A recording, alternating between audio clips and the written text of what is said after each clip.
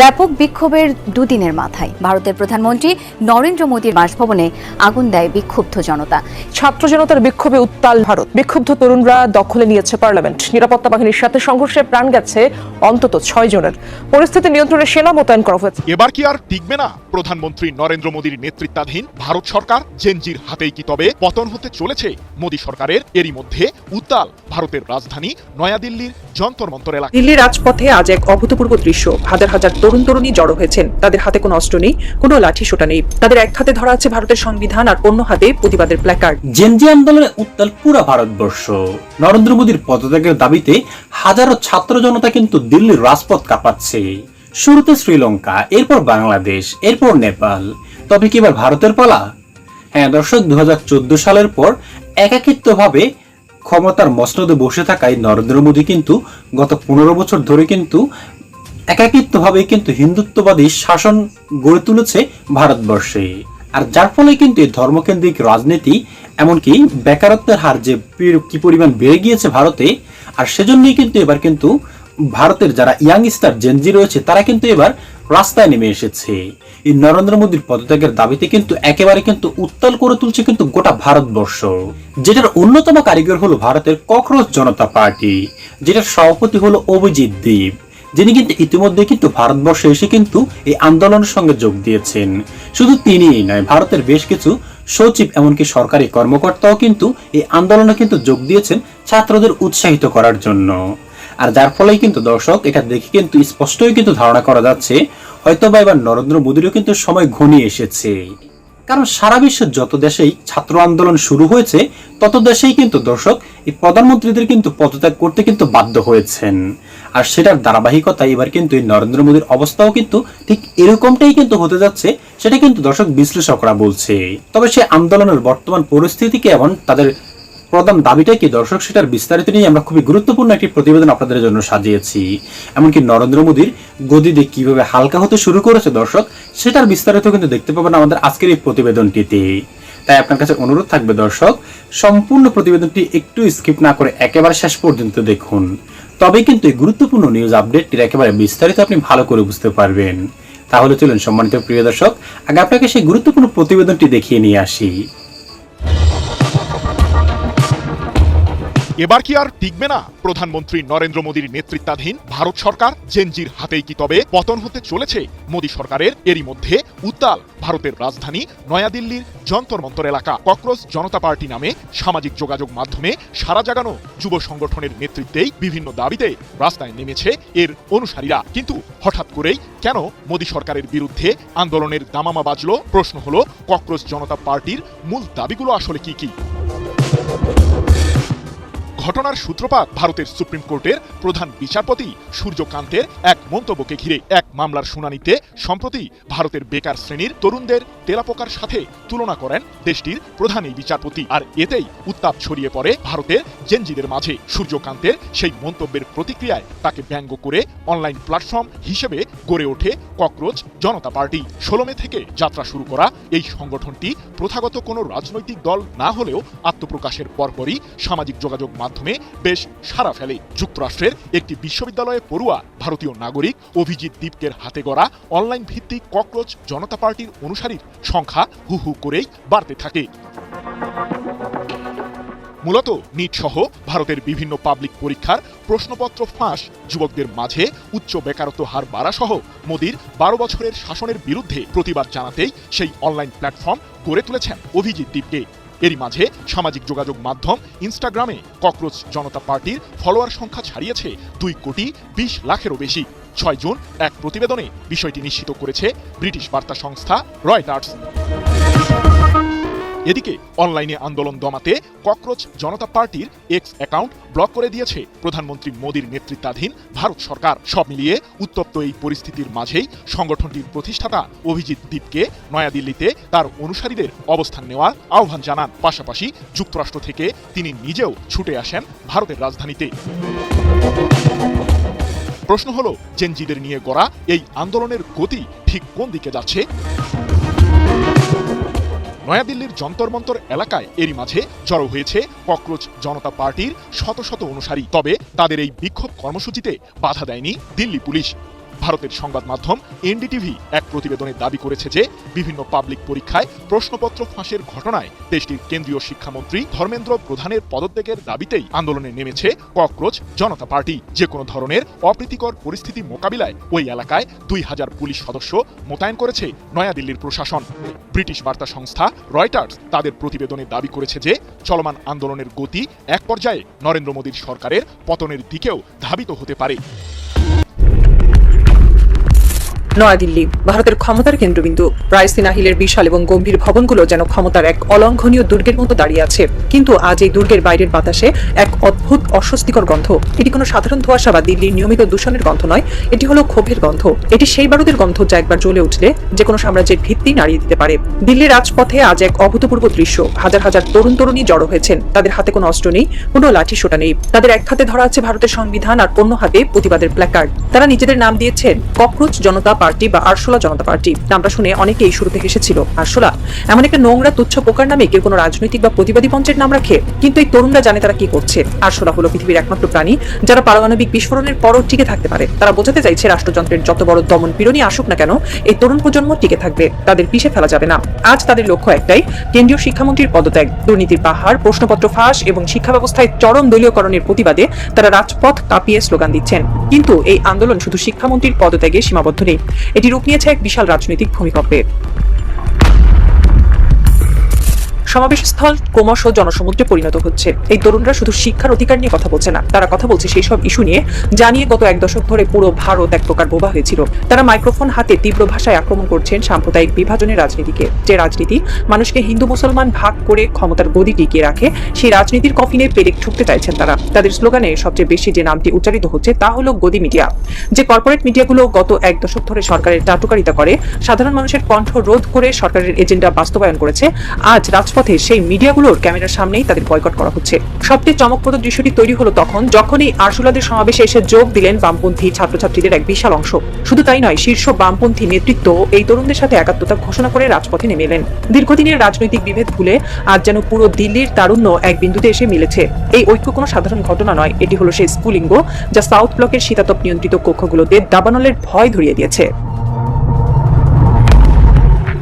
এই আন্দোলনের ঢেউ যখন দিল্লির রাজপথ পেরিয়ে নাগাপুরে আরএসএস এর সদর দপ্তরে পৌঁছালো, তখন সেখানে এক অদ্ভুত অস্থিরতা তৈরি হলো। কয়েকদিন আগেও এই আরএসএস এবং তাদের অঙ্গ সংগঠনগুলোর নেতারা এই প্রতিবাদী তরুণদের পাকিস্তানের দালাল, আরবান নকশাল এবং দেশদ্রোহী বলে আখ্যা দিচ্ছিলেন। তাদের আইটি সেল সোশ্যাল মিডিয়ায় এই তরুণদের বিরুদ্ধে এক বিশাল প্রোপাগান্ডা যুদ্ধ শুরু করেছিল। কিন্তু আজ সেই সংঘ পরিবারের সুর হঠাৎ করেই নরম। তারা গিরগিটির মতো রং বদলে ফেলেছে।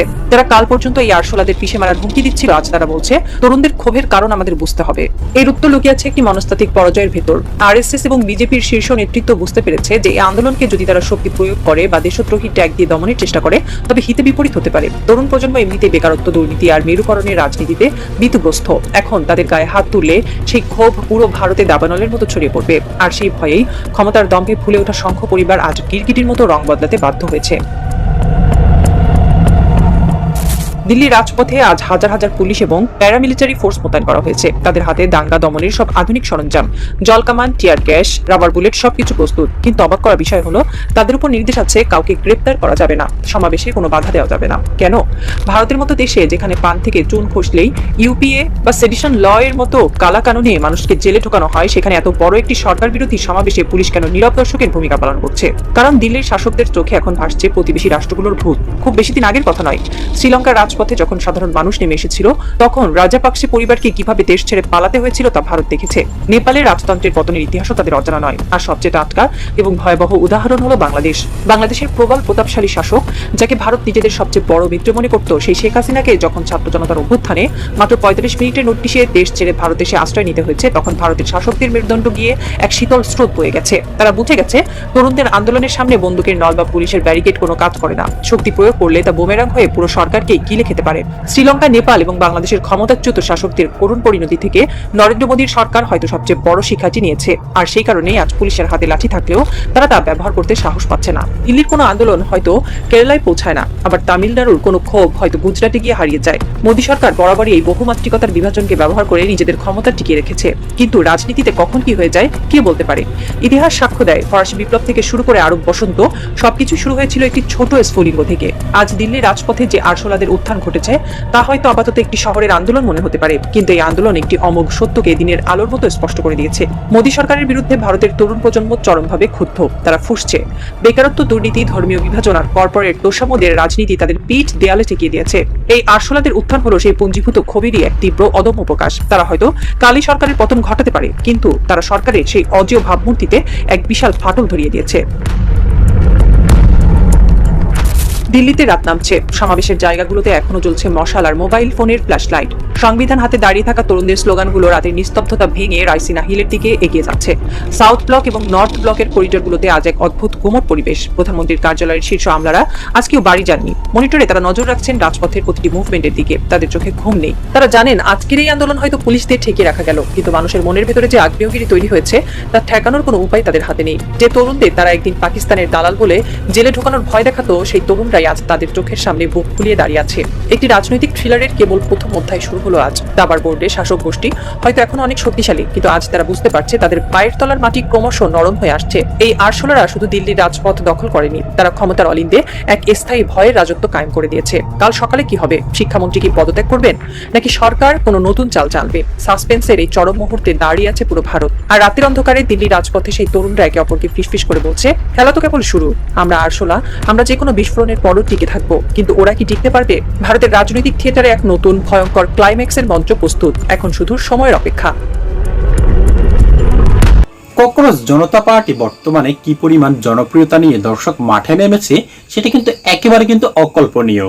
একটা বিষয় শুনলে আপনারা অবাক হবেন যে এই ককরোচ জনতা পার্টি যে ইনস্টাগ্রাম যে অ্যাকাউন্ট রয়েছে, সে অ্যাকাউন্টটি কিন্তু ভারতের নরেন্দ্র মোদীর যে বিজেপি রয়েছে দল, এমনকি কংগ্রেস যে রাহুল গান্ধীর যে কংগ্রেস দল রয়েছে, সেই দলের চাইতেও কিন্তু এই ককরোচ জনতা পার্টির ফলোয়ার কিন্তু দ্বিগুণ কিন্তু বেড়ে গিয়েছে।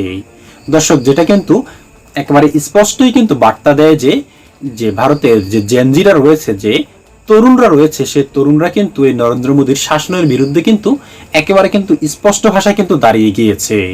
আর তাদের কিন্তু ইতিমধ্যেই কিন্তু সমর্থন করছে কিন্তু ভারতের শিক্ষক থেকে শুরু করে সরকারি কর্মকর্তা, এমনকি সরকারি আমলারাও। কারণ দর্শক, না দাঁড়িয়ে তার উপায় নেই। এই নরেন্দ্র মোদী 2014 সালের পর থেকে এখন অবধি কিন্তু ক্ষমতায় রয়েছে।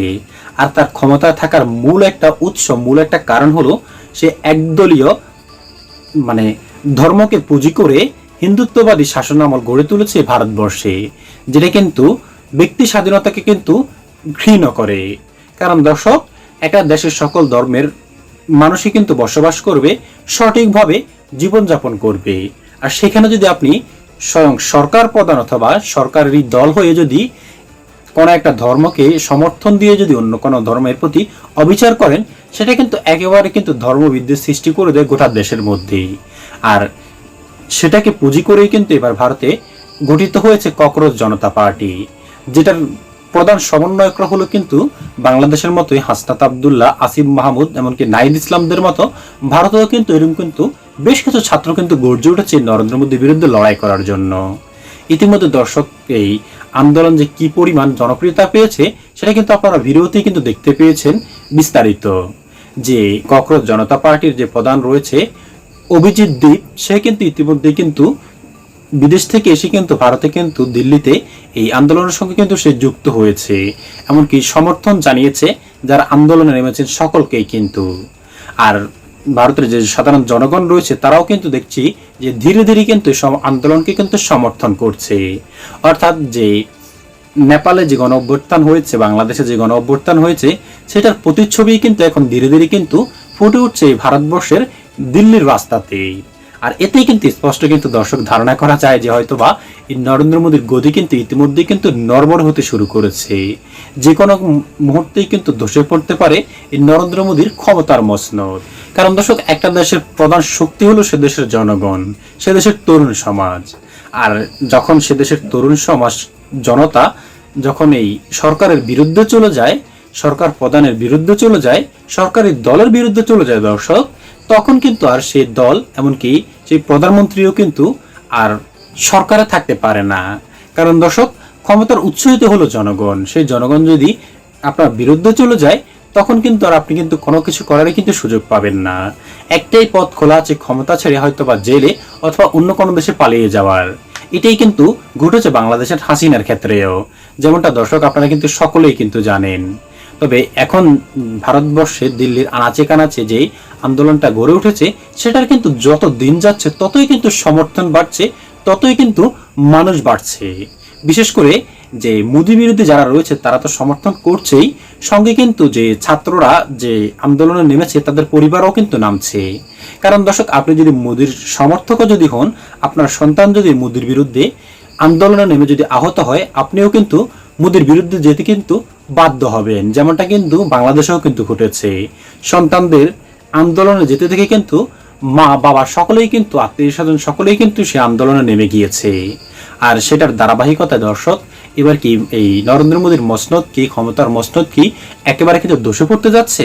দর্শক, অবশ্যই আপনার মূল্যবান মতামতটুকু লিখবেন এ নিয়ে আমাদের কমেন্ট বক্সে, কারণ আপনাদের মূল্যবান মতামতটুকু দর্শক আমাদের কাছে অনেকটাই গুরুত্বপূর্ণ। আজ এ পর্যন্ত এখানে শেষ করছি। আশা করি সকলে অনেক ভালো থাকবেন। খোদা হাফেজ। দেখা হবে পরবর্তী কোনো ভিডিওতে। আসসালামু আলাইকুম।